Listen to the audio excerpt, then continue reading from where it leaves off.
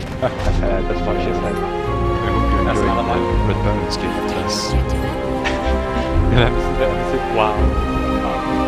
Okay.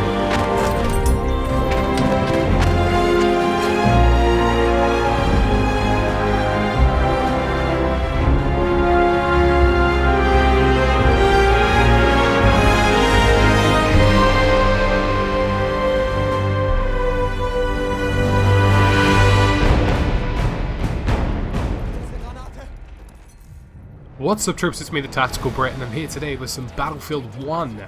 And many of you will know that the game has changed. Everything feels a lot different. Everything is not what you're used to. It's a different Battlefield entirely. The pacing, the structure, how you should attack and how you should defend has all been fundamentally changed to the point where you might have to reconsider how you play. Now, I've had lots of hands-on time with Battlefield 1 now, and today I thought I'd dive into some tips and tricks as to how you can improve your game in Battlefield 1 and just increase your overall, be it KD or just ability to attack objectives at a more effective rate in a way that's going to benefit your teammates and yourself personally. So let's start off with the first radical change, and that is of course pacing. Guns are a lot slow firing, there aren't very many automatic weapons, and some of the guns you'll be utilizing will of course be semi-automatic powerhouses, but also only have a limited amount of ammunition. So it's quite difficult to run down an alleyway and take a bunch of people out, or take lots of people on at a head-on pace. This isn't the kind of game anymore where you could just whip out an assault rifle and end 30 people's lives in a matter of seconds. It's a game that requires a bit more patience and for you to select your engagements a bit more carefully. So, what do you have to do in order to counteract the pacing change in Battlefield 1?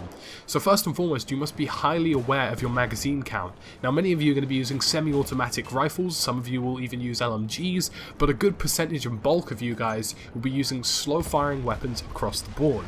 And the best way to get around this and to maximize your kill effectiveness is to move quicker. The pacing of Battlefield 1 has changed, but the movement speed is very much in your favor. Moving between objectives and moving between cover is going to be the way that will allow you the most amount of time to take out as many enemies as possible, reload and take out some more. Like I say, if you're using a semi-automatic rifle, for example, under the medic class such as the Selb Starter or the Mondragon, you're going to need time to reload. You're going to need time especially to take out enemies, considering lots of your shots will actually miss the target. And I'm sure lots of you would have noticed by now that you've taken on a cluster of enemies and almost been killed instantly. It's not something that's easy to do anymore, and it's not something I think many players are expected to do unless you've got some heavily artillery or some heavy firepower in general behind you. So what I'd aim to do here is use cover. Like I say, bouncing between cover will give you time to reload, and bouncing between cover will give you enough time to sort of thwart the enemy attack so you can start attacking back. If somebody's shooting at you and you jump behind cover, they have absolutely no clue where it is that you may have ventured off to within that time zone, and within that period you have time to rearm yourself and get back into the fight. And I think it gives you a bit of breathing room as well to reevaluate your situation. If you find yourself missing lots of shots with a rifle, or just find yourself missing shots in general, hitting a quick reload, getting some time, and then re-targeting your enemy can also be very beneficial to what you're going to do. Moving along to selective engagements, and this is an incredibly important point, especially in Battlefield 1. In Battlefield 1, classes are more clearly defined. The Assault class is very much defined for attacking infantry at close quarters. The Medic class is very much defined for attacking infantry at medium to long range, and of course the LMGs are a bit more close to medium range, and obviously snipers are as long range as it possibly gets. And this definition of the clear classes is something that you need to focus on a lot when picking the class that you're playing with. You have to understand that if you're using a semi-automatic rifle, you're going to be outgunned by a sniper. If you're using an SMG, you're going to be outgunned at range, and if you're using an LMG, your chances of killing somebody at range are also quite variable as well. And you have to play to your strengths and avoid playing to your weaknesses. So if I come up in an engagement using an LMG against 3 people using semi-automatic rifles at a decent amount of range of about 100 to 150 meters, there is minimal, if not no chance that I am going to beat them or outgun them in any capacity. The same applies if I am a semi-automatic rifleman taking on a sniper rifle. At medium range I do have some kind of opportunity to take him on, but at long range it's very likely that the sniper rifle is just going to have a clear advantage.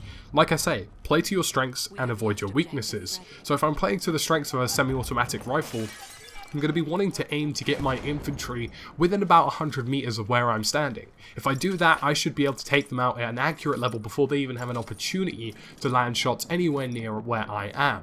And quite similarly speaking, you want to avoid your weaknesses. So I don't want to be running in with a semi-automatic rifle if a guy is 5 or 10 meters in front of me.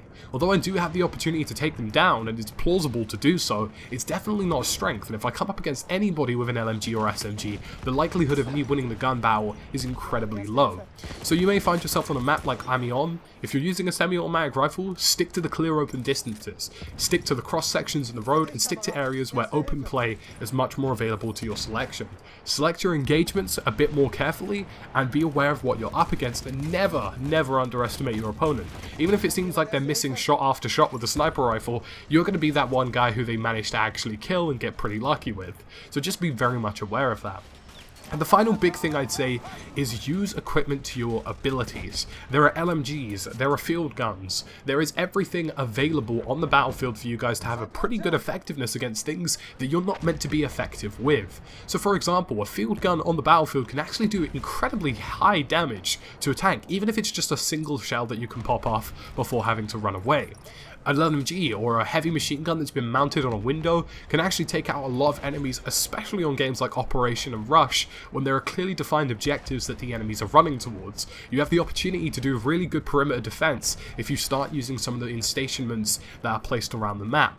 And of course the final tip when it comes to these kind of stationery is using the Behemoths. The Behemoths are pretty much monsters, and it's a real team effort to make these things maximize their effectiveness. The Dreadnought, the Train, you name it, they're all really damn good, and they can take out a lot of enemies. If you work as a unit, you can avoid being taken out and do a maximum amount of damage. My personal tip is that if you're going to be in one of these vehicles, make sure you're coordinating with those who are inside it. Get a squad into one of those things and you're pretty much guaranteed to do maximal damage and get minimally hit if you can avoid getting that kind of damage cone your way, especially if you've got lots of teammates who are taking out planes, taking out any other enemies, or just taking out people who are trying to take you out.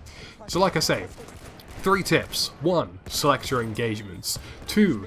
Make sure that you're working to your strengths, and 3. Use the stationery to your benefit. You've got lots that you can do in Battlefield 1, and it's about time you guys utilize those changes and use them for the better, because that way you're going to do the best you possibly can. So that's about it for my video today. As always guys, thank you for watching, and I'll see you again soon in another video. It's been me, TheTacticalBrit, and there'll be plenty more Battlefield 1 coming soon, including Tales from the Battlefield.